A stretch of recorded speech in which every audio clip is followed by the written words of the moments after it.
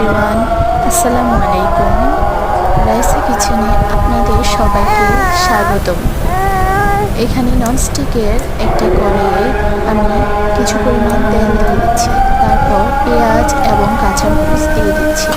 আমরা এখানে তরকারিটা রান্না করার জন্য পেঁয়াজ কাঁচামরিচ একসাথেই অ্যাড করে দিয়েছি। এটা ভালো করে লাল লাল করে ভেজে নিতে হবে। চুলার আঁচটা বাড়িয়ে দিয়ে আমি এখন পেঁয়াজ কাঁচামরিচ সুন্দর করে লাল লাল করে ভেজে নেব।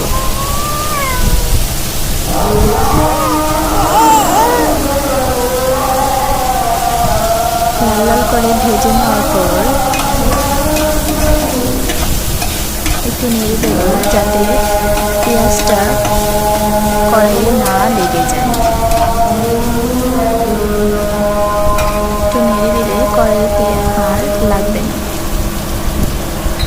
আমরা এখানে সামান্য পরিমাণ একটু পানি অ্যাড করব যাতে পেঁয়াজটা না লেগে যায়।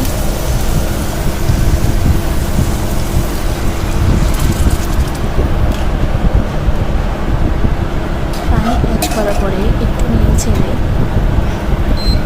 চুলার আঁচটা বাড়িয়ে দিয়ে আমরা এখানে দিয়ে দেব পরিমাণ মতো স্বাদ অনুযায়ী লবণ।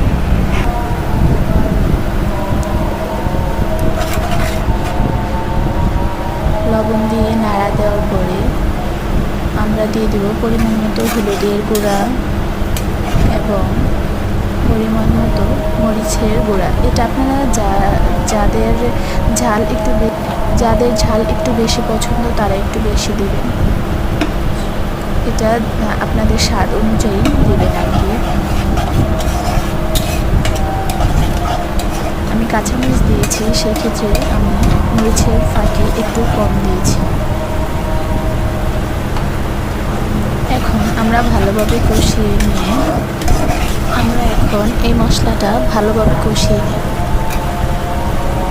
হলুদ লবণ মরিচ দেওয়ার পরে যদি আমরা ভালোভাবে কষিয়ে নিই তাহলে তরকারিটা খেতে খুবই সুস্বাদু হয়।